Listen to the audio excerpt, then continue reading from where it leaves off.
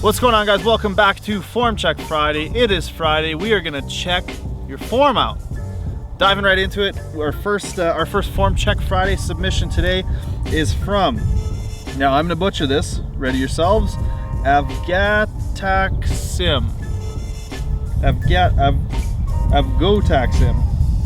I'm sorry, he's from Greece. But then anyways, we're gonna take a look at his deadlift here. But the biggest thing here is that Avgotaksim is able to achieve a nice, flat, stable, neutral spinal position in his deadlift, but it starts to break down as he goes through a set of reps. Now, the biggest thing that I would coach him to do, were I his coach, is to only do weights you can do with a good spine position. If you lose your back, I would count that as a failed rep and lower the weight. You'll see his first one here, position looks quite good, doesn't really lose it much at all off the floor, stays nice and neutral, but as he gets to reps 2, 3, 4, I think he does 4, we're starting to lose it way more. So it looks like you're able to achieve that position, but you're starting to lose it because things are starting to fatigue. Maybe the back isn't quite strong enough.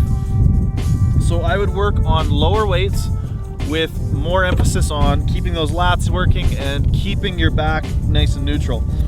You could probably do some GHRs and posterior chain works, maybe some stiff legs to help you achieve that sort of feeling of what it feels like when your back is flat or even a little bit extended. But I would stay away from doing any reps where you start to compromise your technique like that. That's just gonna lead to further mistakes as the weight gets heavier, and it's just gonna make things worse. Our next one here is from Fadi, and he's doing some bench here. Now, he says that he has a bit of an aberration in his technique when he gets to heavier weights.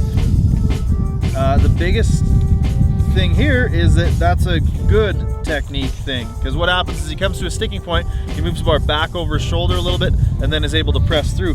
So what I'd coach you to do, Fatty, is I would purposely go through that sort of bar path. So as you come off the chest, think about driving it back, so it's not a, oh, I'm stuck, then I need to get around to a better biomechanically leveraged position, but it's come off the chest and immediately try to get into that position.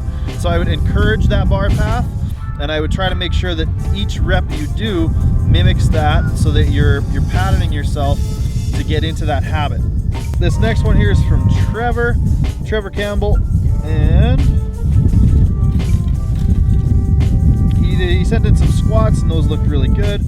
He also sent in some bench press. Now, the bench press is what I want to talk about, because as he comes down, he does that, and I'm sure you guys have seen this, Mark Bell, a lot of the GBC lifters and other federation lifters, for whatever reason, they really like to toe pick, and then as they come down, they lift their head up. And I've never really understood that. I don't know why somebody would want to pick their head up off the bench. I can see if you're in a bench shirt, you want to see if it touches or maybe loosen some of the slack out of the shirt. But when you pick your head up, you're losing a lot of that extension in the upper back, which is one of the things we really want to try to cultivate when we're bench pressing.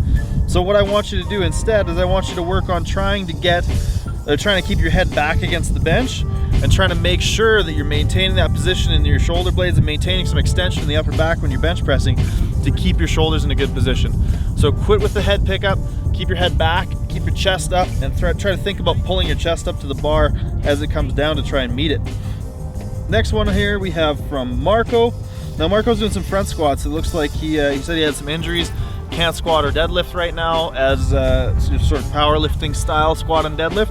So his physiotherapist thought that front squats might be a good thing for him to do. So the first thing I'm noticing right off the bat is his elbows are pretty much straight up and down. I did some front squats today, and it was one of the first times I was able to squat completely pain-free. So that's something I'm gonna be looking into doing more of as well, as front squats. So the biggest thing I would work on is trying to externally rotate and get those elbows up in front of you and think about driving them up throughout the set. There are some reps that are better than others where you're keeping your elbows a little higher, but that would be the biggest thing I would focus on. Your knees, your hips, and your back look really good. I would work on trying to get a little more extension out of the upper back and get those elbows a tiny bit higher to make sure we're maintaining a good position and that bar's not gonna roll on you when it gets heavier. Next one comes from Kenneth Liu. He's actually from Calgary, and he's lifting at a gym here that I've been to a couple times, which is kind of cool.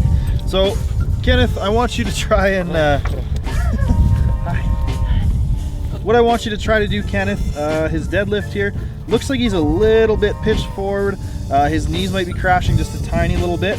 So what I want you to do is I want you to try and set a little bit more tension into the bar before you pull it. So think about pulling the slack out of the bar. I want you to set your back nice and tight and actually use your lats to kind of pull on the bar as you bring your hips down to it.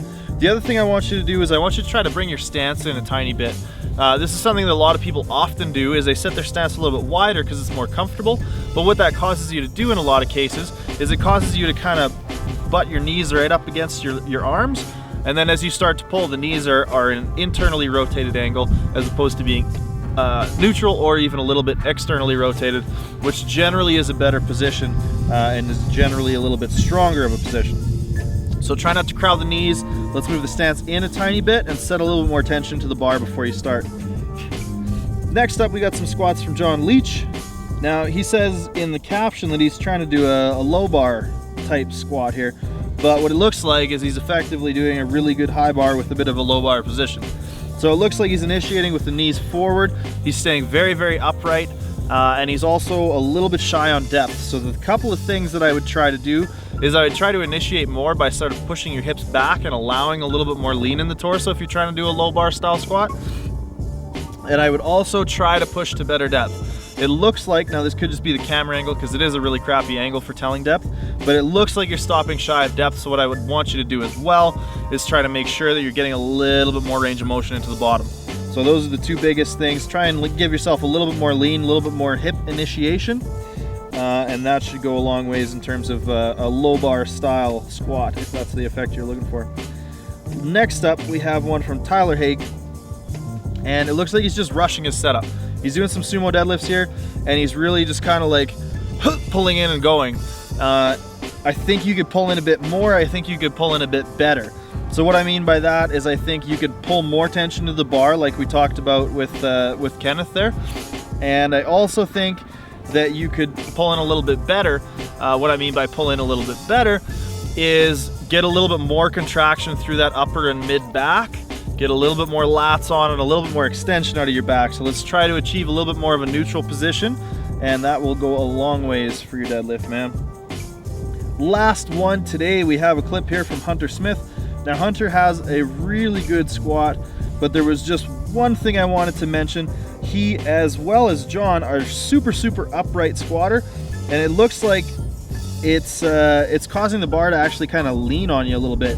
So there's really no room for error there because you're arching so hard and forcing so much extension as you go through the range of motion.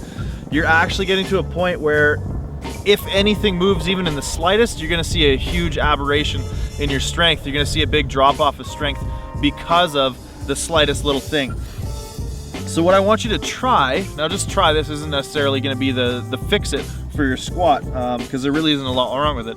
But what I would get you to try to do is just allow a little bit of lean and get a little bit more sort of tilted forward and allow yourself to get to a position that feels a little bit more natural, that you don't have to work quite so hard to maintain. You're going to be probably a little bit more comfortable with a tiny bit more lean, and you're also, if the bar moves a tiny bit, you're probably going to be able to recover a little bit better and quicker from that. So those are my 2 cents. Thanks everybody tuning in to Form Check Friday. We are about we've gotten to about February 6th. So we're by no means blasting through these, but we are making progress. So if you've submitted past February 6th, we haven't got to you yet, but we will for sure. We're still making our way through. Thank you very much for tuning in. Make sure to click that like button, subscribe, comment below if you have any questions, and we will see you guys next Friday.